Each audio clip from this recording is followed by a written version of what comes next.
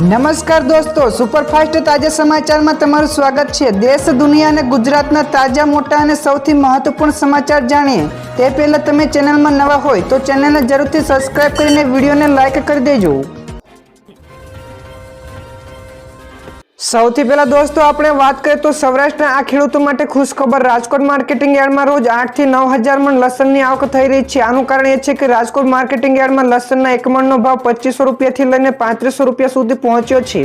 તો છેલ્લા 8 દિવસમાં લસણના ભાવમાં 500 થી 700 રૂપિયાનો વધારો થયો છે। તેથી સૌરાષ્ટ્રના ખેડૂતોને લસણના રેકોર્ડ બ્રેક ભાવ મળી રહ્યા છે, જેથી સૌરાષ્ટ્રના દરેક ખેડૂતો ખુશ છે। જણાવી દે કે છેલ્લા 3 વર્ષથી ખેડૂતોને લસણનો સારો ભાવ મળતો ન હતો। તો દર્શક મિત્રો, તમારા મતે પણ માર્કેટિંગ યાર્ડમાં કયા પાકના ભાવમાં વધારો થવો જોઈએ? ફટાફટ કોમેન્ટ કરો।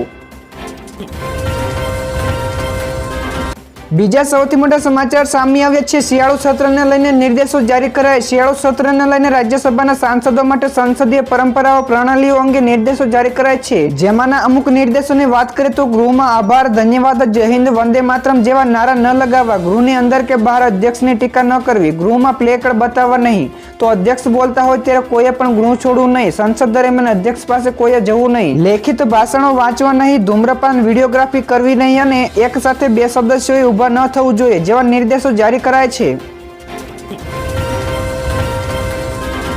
આગળ વધુ એક સૌથી મોટા સમાચાર મળ્યા છે। આજીવન કેદ અને 2 થી 10 કરોડ સુધીનો દંડ થશે। જ્યાં દર્શક મિત્રો, ઝારખંડના રાજ્યપાલે વિધાનસભામાં પસાર કરાયેલ ઝારખંડ સ્પર્ધાત્મક પરીક્ષા અધિનિયમ 2023ના બિલને મંજૂરી આપી છે। જો વિદ્યાર્થી પ્રથમ વખત પરીક્ષામાં ચોરી કરતા ઝડપાશે તો 5 લાખનો દંડ અને 1 વર્ષની સજા થશે।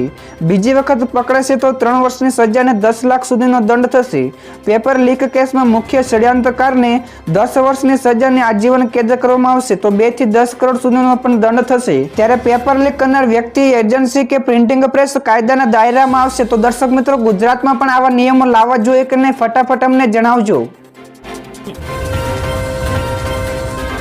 ઝડપથી દર્શક મિત્રો, બીજા સૌથી મહત્વપૂર્ણ સમાચાર મળ્યા છે। આરોગ્ય ક્ષેત્રે ગુજરાત સરકારનો મહત્વનો નિર્ણય। આરોગ્ય ક્ષેત્રમાં સુધારો લાવવા રાજ્ય સરકારે મહત્વપૂર્ણ નિર્ણય લેવામાં આવ્યો છે। જે મુજબ સૌરાષ્ટ્રની મોટી સરકારી હોસ્પિટલ જામનગર ગુરુ ગોવિંદસિંહની હોસ્પિટલનું સમારકામ કરવામાં આવશે। જૂની ઇમારતને પાડીને તેની જગ્યાએ તબક્કાવાર રીતે હોસ્પિટલની નવી ઇમારત તૈયાર કરાશે, જેનો અંદાજે ખર્ચ રૂપિયા 550 કરોડથી વધુ માનવામાં આવી રહ્યો છે। ત્યારે સૌરાષ્ટ્રના દર્દીઓની સુવિધા માટે રાજ્ય સરકારનો આ નિર્ણય મહત્વપૂર્ણ સાબિત થશે।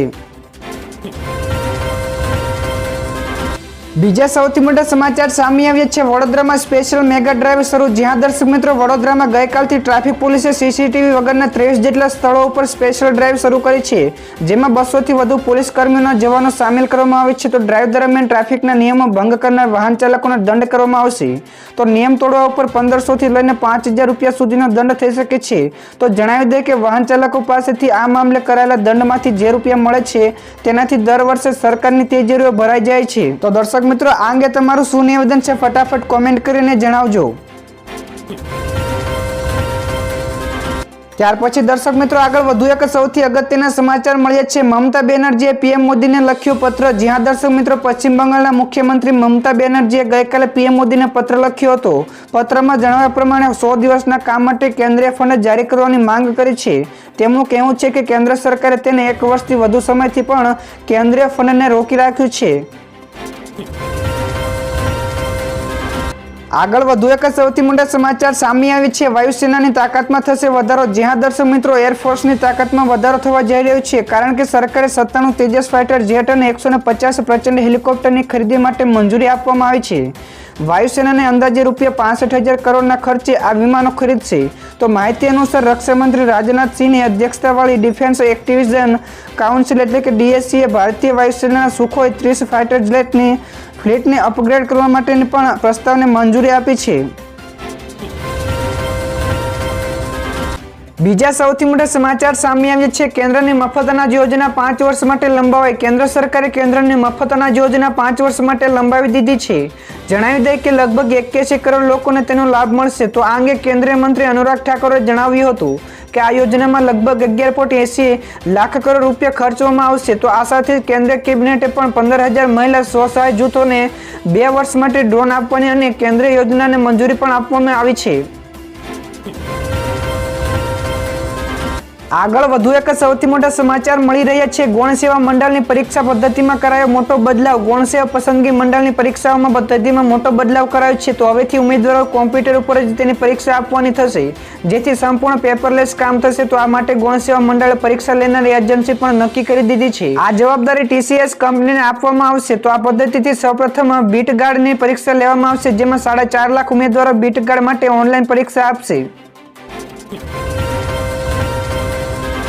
ત્યાર પછીના દર્શક મિત્રો, સોના અને ચાંદીના ભાવના પણ ખૂબ જ મહત્વપૂર્ણ સમાચાર મળ્યા છે. ઓલ ટાઈમ હાઈ ઉપર પહોંચ્યા ભાવ તો તોડ્યા તમામ રેકોર્ડ્સ. સોનું તેની ઓલ ટાઈમ હાઈ ઉપર પહોંચી ગયું છે. ગત રોજ બુલિયન માર્કેટમાં સોનું ₹476 વધીને 61,913 પ્રતિ 10 ગ્રામની સર્વકાલીન ટોચે પહોંચી ગયું હતું, જ્યારે ચાંદી ₹75,000 પાર કારોબારી કરી રહી હતી. તો નિષ્ણાંતોના મતે બજારમાં સતત વધઘટના કારણે રોકાણકારોનું આકર્ષણ ગોલ્ડમાં વધ્યું છે. તો માર્કેટ નિષ્ણાંતોનું કહેવું છે કે આગામી એક વર્ષમાં સોનું ₹67,000 પ્રતિ 10 ગ્રામ સુધી પહોંચી શકે છે. બીજા સૌથી મોટા સમાચાર સામે આવ્યા છે. સરકારની મોટી કાર્યવાહી. 70 લાખ મોબાઈલ કનેક્શનો બંધ કર્યા. ઓનલાઈન નાણાકીય ફ્રોડની સતત વધી રહેલી સંખ્યાને સરકારની ચિંતા વધારી છે. જે બાદ department of financial service secretary financial service સેક્ટરમાં સાયબર સિક્યુરિટીને લઈને એક મોટી બેઠક યોજાઈ હતી. તો મીટિંગમાં જણાવ્યું કે સાયબર ક્રાઇમ અને નાણાકીય ફ્રોડ સાથે સંકળાયેલા ડિજિટલ ઇન્ટેલિજન્સ પ્લેટફોર્મ દ્વારા નોંધાયેલા 70 લાખ મોબાઈલ કનેક્શનોને ડિકનેક્ટ કરવામાં આવ્યા છે.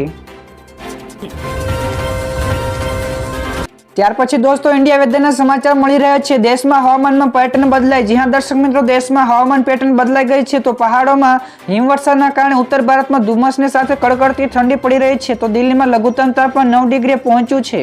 તો હવામાન વિભાગે મિઝોરમ, મણિપુર, ત્રિપુરા, મેઘાલય, આસામ, અરુણાચલ પ્રદેશ અને નાગાલેન્ડમાં હળવો વરસાદ અને યુપી, બિહાર, ઝારખંડ, પશ્ચિમ બંગાળ, છત્તીસગઢ અને દરિયાકાંઠાના આંધ્રપ્રદેશમાં વરસાદની આગાહી કરવામાં આવી છે.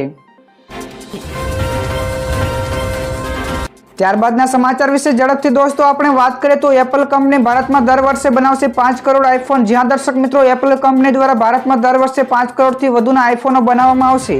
તો આઈફોનની આ સંખ્યાના ઉત્પાદન સાથે વિશ્વમાં આઈફોનના ઉત્પાદનમાં ભારતનો 25% હિસ્સો હશે. તો કંપની દ્વારા જારી કરાયેલા એક રિપોર્ટમાં જણાવ્યું છે કે ચીન હજુ પણ સૌથી મોટા આઈફોન નિર્માતા દેશ તરીકે તેનું સ્થાન જાળવી રાખશે. તો એપલ મુશ્કેલ સમયનો સામનો કરી રહી છે, અને કારણ કે કંપની આઈફોનનું ઉત્પાદન ચીનથી બહાર ખસેડવામાં યોજના બનાવી રહી છે. બીજા સૌથી મહત્વપૂર્ણ સમાચાર સામે આવ્યા છે. મોંઘવારીને લઈને મોદી સરકારનો મોટો નિર્ણય. કેન્દ્ર સરકાર એટલે કે મોદી સરકાર દ્વારા લોકસભા ચૂંટણી પહેલા મોંઘવારીને લઈને એલર્ટ મોડ ઉપર છે. તો આવી સ્થિતિમાં ડુંગળીની વધતી કિંમતોને ધ્યાનમાં રાખીને સરકારે મોટો નિર્ણય લીધો છે. તો હવેથી કેન્દ્ર સરકાર માર્ચ 2024 સુધી ડુંગળીના નિકાસ ઉપર પ્રતિબંધ મૂક્યો છે. તો આ પહેલા પણ ઘઉં, ચોખા અને ખાંડની નિકાસ ઉપર પણ પ્રતિબંધ લગાવી દેવાયો હતો. ત્યારબાદના બીજા સૌથી અગત્યના સમાચાર. અમરેલીમાં ઉલટી ગંગા. તમામ માર્કેટિંગ યાર્ડોમાં કપાસ, મગફળીના ભાવ એક સમાન. તો અમરેલી જિલ્લામાં કપાસનો બમ્પર પાક પણ ભાવ દબાયેલા રહ્યા. તો ક્યારેક તો કપાસ કરતા મગફળીના વધુ ભાવ મળ્યા. તો અમરેલી જિલ્લામાં ખેડૂતો ખરીફ પાક તરીકે કપાસ અને મગફળી વાવી રહ્યા છે. તો સામાન્ય રીતે દર વર્ષે મગફળી કરતા કપાસના ભાવ ખૂબ જ ઊંચા હોય છે, પરંતુ ચાલુ વર્ષે કપાસના બજારમાં બેઠેલી હોય તેમ કપાસ અને મગફળીના સમાંતર ભાવ જોવા મળી રહ્યા છે. તો આવું ભાગ્યે જ જોવા મળતું હોય છે. તો દોસ્તો, તમારા મતે પણ શું કપાસના ભાવમાં સરકારે ટેકાના ભાવ જાહેર કરવા જોઈએ કરીને ફટાફટ નીચે કોમેન્ટ કરીને જણાવજો. બીજા સૌથી અગત્યના સમાચાર મળ્યા છે. સુરતને વધુ 2 સ્પેશિયલ ટ્રેનો મળી. લગ્નસરાને લઈને મહત્વપૂર્ણ નિર્ણય. મહુવા અને વેરાવળની સ્પેશિયલ ટ્રેનો દોડશે. તો મહુવા સ્પેશિયલના 34 અને વેરાવળના 16 ફેરા દોડશે. તો દિવાળી બાદ સૌરાષ્ટ્રથી પરત ફરતા મુસાફરોને લગ્નની સિઝનને લઈને રેલવે વિભાગ દ્વારા સુરત અને સૌરાષ્ટ્રને જોડતી 2 સ્પેશિયલ ટ્રેનો શરૂ કરવાનો મહત્વપૂર્ણ નિર્ણય કર્યો છે. વેસ્ટર્ન રેલવે દ્વારા વધતા જતા મુસાફરોની માંગને પહોંચી વળવા તેમજ મુસાફરોની વધુ સુવિધા પૂરી પાડવા માટે આ નિર્ણય લેવામાં આવ્યો છે. ત્યાર પછીના દર્શક મિત્રો, બીજા સૌથી મોટા સમાચાર મળી રહ્યા છે. રાજકોટમાં જમીન કૌભાંડ. ખોટા વારસાઈ સર્ટિફિકેટ મેળવીને 3 શખ્સોએ મુંબઈના વૃદ્ધને પ્લોટ વેચી નાખ્યો. તો પાવર ઓફ એટર્ની માટે અરજી કરતા ભાંડો ફૂટ્યો. જી હા દર્શક મિત્રો, રાજકોટ જિલ્લામાં જામનગર રોડ ઉપર આવેલા ઘંટેશ્વર જમીન કૌભાંડ સામે આવ્યું છે. તો ખોટા વારસાઈ સર્ટિફિકેટ મેળવીને 3 શખ્સોએ મુંબઈના વૃદ્ધને પ્લોટ અલગ અલગ વ્યક્તિઓને વેચી નાખતા ક્રાઇમ બ્રાન્ચમાં ફરિયાદ નોંધાઈ છે. જ્યારે પાવર ઓફ એટર્ની માટેની અરજી કરવામાં આવતા ભાંડો ફૂટ્યો હતો. ત્યારબાદના ફટાફટ આગળના બીજા સૌથી અગત્યના સમાચાર મળ્યા છે. ગાંધીનગરમાં વાઇબ્રન્ટ ગુજરાતની તડામાર તૈયારીઓ શરૂ. ગાંધીનગરને સજાવવા માટે સરકારે 35 કરોડ મંજૂર કર્યા. 3 ઓવરબ્રિજ અને 2 અંડરબ્રિજ ઉપર પેઇન્ટિંગ કામ કરવા માટે 3 કરોડ ખર્ચ થશે. જી હા દર્શક મિત્રો, જાન્યુઆરી મહિનામાં યોજાનારા વાઇબ્રન્ટ ગુજરાત સમિટના પગલે ગાંધીનગરમાં મુખ્ય માર્ગને સજાવવા માટે સરકારે ₹35 કરોડના કામ મંજૂર કર્યા છે. તો વાઇબ્રન્ટ ગુજરાત સમિટ 2024માં દેશ વિદેશના મહાનુભાવો પણ અવરજવર રહેશે. તો સમગ્ર વિશ્વમાં ગાંધીનગરની આગવી છાપ ઊભી થવા માટે આ બધા કાર્યો કરવામાં આવી રહ્યા છે. ત્યાર પછીના બીજા સૌથી અગત્યના સમાચાર સામે આવ્યા છે. નેટ ઝીરો પ્રત્યે ભારતની પ્રતિબદ્ધતા 2030 સુધીમાં દેશમાં 30% વાહનો વીજળીથી ચાલશે. જી હા દર્શક મિત્રો, ડિજિટલાઇઝેશનના પડકારને પહોંચી વળવા 250 મીસ માટે પ્રીપેડ મીટર સ્થાપિત કરવાનો લક્ષ્યાંક છે. જેમ જેમ વિશ્વ શક્તિના નવા સ્ત્રોતો તરફ આગળ વધી રહ્યું છે, તેમ ઉર્જા સંક્રમણ અને નેટ ઝીરો પ્રત્યે ભારતની પ્રતિબદ્ધતા નવા અને સકારાત્મક ઉર્જા અભિગમો સાથે વધી રહી છે. તો 2030 સુધીમાં ભારતમાં અંદાજે 30% વાહનો વીજળી ઉપર ચાલશે.